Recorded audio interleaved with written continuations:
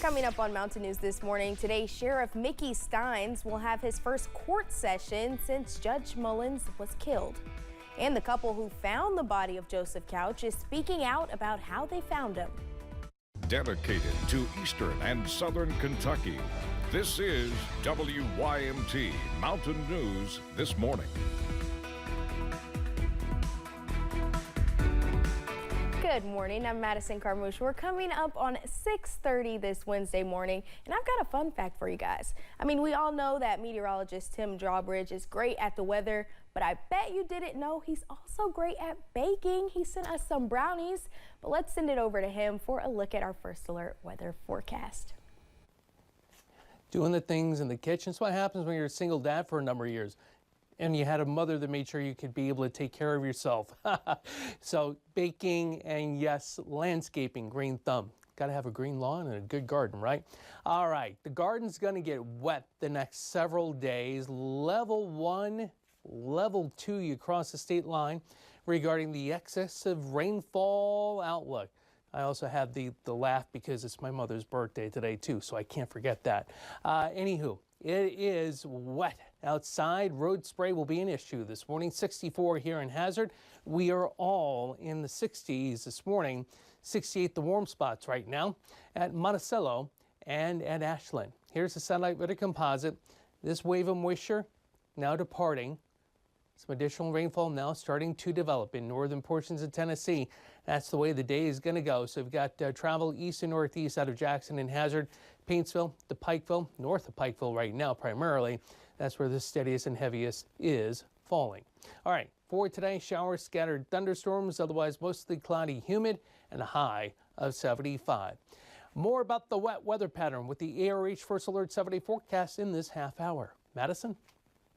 All right, Tim, thank you. This morning, the Letcher County Sheriff accused of shooting and killing a district court judge is due in court. Sheriff Mickey Steins is charged with Judge Kevin Mullins' murder. Investigators say he shot the judge in the courthouse last week. Attorney General Russell Coleman says Steins will appear virtually for his arraignment. Coleman and the Commonwealth's attorney Jackie Steele are handling the prosecution. KSP has released new details about the shooting that killed Russell County Sheriff's Deputy Joshua Phipps. The incident began when a trooper tried to stop a vehicle driven by Joshua Arnold, but Arnold got away. Deputy Phipps responded to assist in the search for Arnold. During the search, Phipps went into a camper trailer. That's when officers heard gunshots inside. After Phipps and Arnold were found with gunshot wounds, both were taken to the hospital and were pronounced dead. A 12-day manhunt ended when 2 Kentuckians found the body of Joseph Couch. Multiple law enforcement agencies were searching for Couch in Laurel County earlier this month after he shot at traffic on I-75, injuring 5 people and damaging 9 vehicles. After 12 days, the McCoys were live streaming in the woods when they discovered him. Yesterday, the couple received part of their reward money. Lucy Bryson has the story.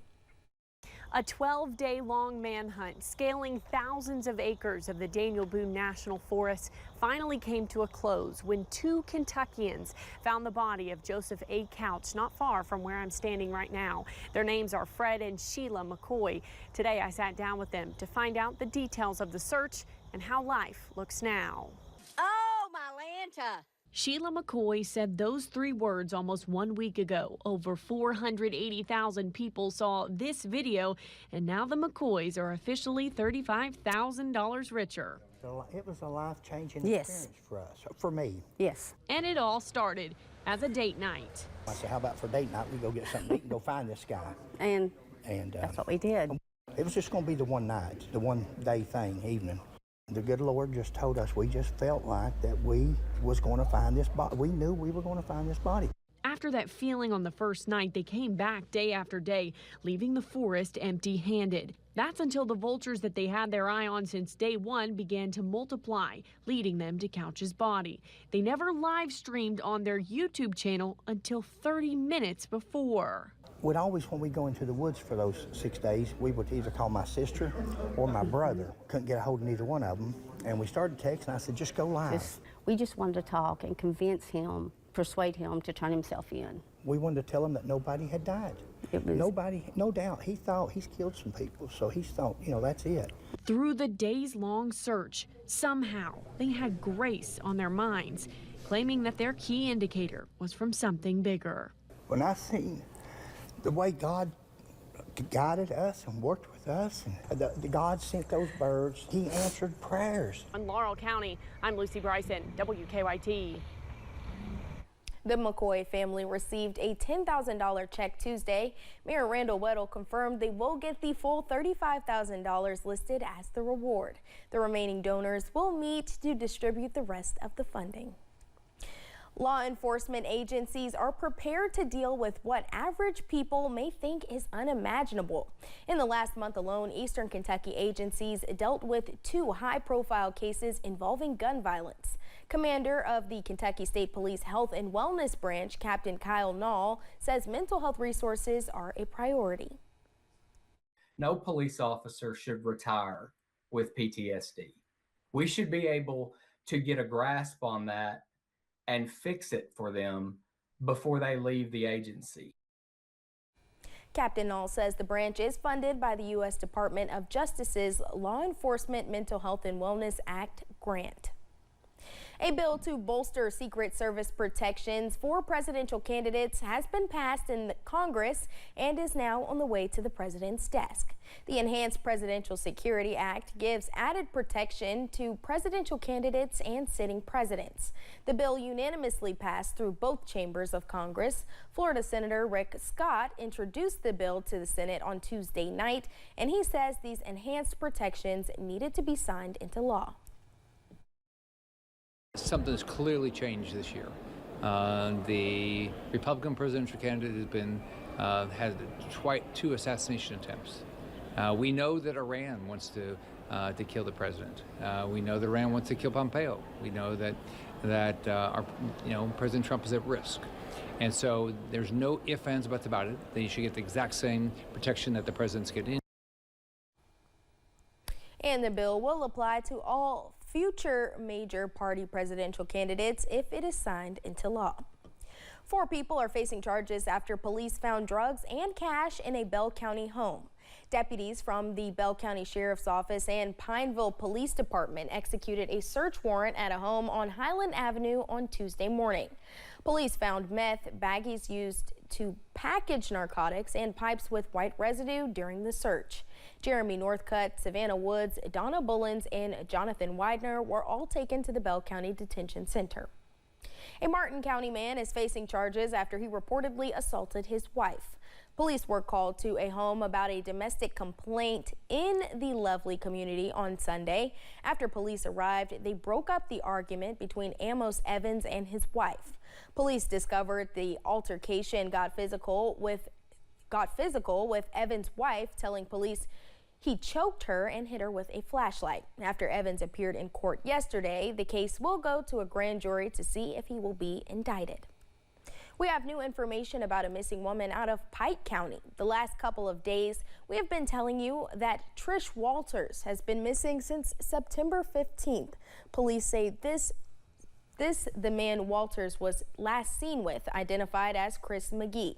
Police say they were spotted in the London area on the 15th. If you have any information, you are asked to call the Pikeville Police Department at 606-437-6236. Yesterday, police in Floyd County continued to investigate a school threat incident. This one also occurred at Betsy Lane Elementary School. A student who was not on school grounds at the time made a threat and was charged with terroristic threatening. Officials with the Floyd County Board of Education put out a letter saying no students or staff were in any immediate danger during the incident. The Floyd County Board of Education has voted to increase funding for school resource officers. As part of the initiative, Sheriff John Hunt has pledged to assign 4 additional full-time on-site SROs to cover the schools that currently do not have dedicated officers. With the addition, every school in the Floyd County School District will be fully staffed with an SRO. Emergency management operations are merging in Laurel and Whitley counties. Jerry Rains, who is currently the emergency management director for Whitley County, will be the man in charge with this merger. Rains says it is just a sign of the times with the decreasing in the number of volunteers. Back in 2014, a state law was passed to allow for a director who lives in one county to work in another.